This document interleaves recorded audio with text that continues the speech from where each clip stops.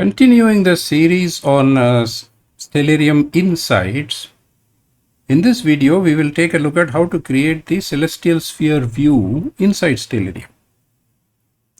So this is a standard view where you start normally, and first step you go to the left menu, Sky and Viewing Options. Go to the very first tab, Sky. Now down below you see Projection is set to stereographic.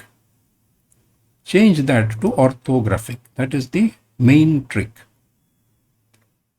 Once you do that, you close this window, come back here and completely zoom out as much as you can. And you see immediately a sphere is visible.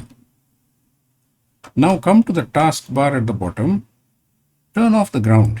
We don't need it. We only need the celestial sphere, and turn on the equatorial grid.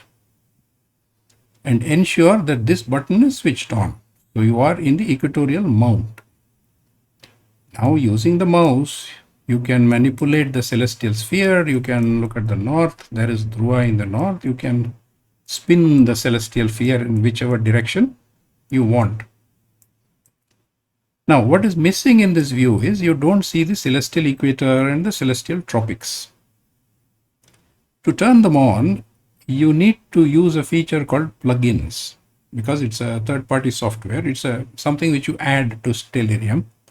So you come to this configuration window, and here on the top there is a plugins tab. So go to the plugins and you look for Archeolines. This is the one you want.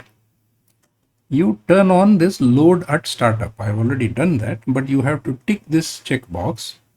And then you have to exit Stellarium and restart it, so that this plugin loads when you restart the next time. In my case, I have already enabled this plugin, so I am going to show you how to use this.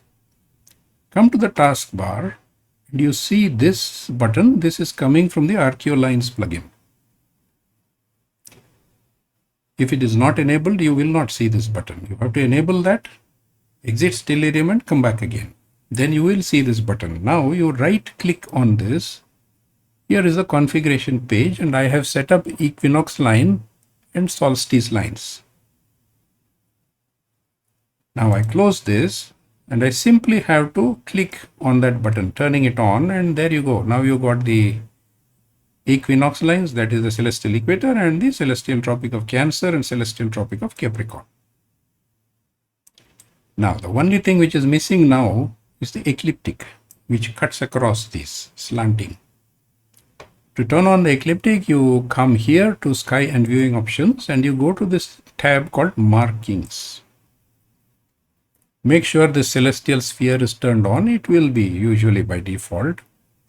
There are a lot of markings, don't worry about them. Come to this ecliptic of date. Turn this first checkbox on. And make sure you turn this solar dates off. It's kind of cluttering the screen. Now you close this window and there you go. There you see the ecliptic. And you will be easily able to see now the sun is north of the celestial equator. So we are into the day of the gods. The direction of movement of the sun is not clear to you. So you can do the time simulation by coming down and you speed up time. You do not need those direction north-south. Get rid of this plus symbol. Now you see sun is moving north, so Uttarayana is in progress.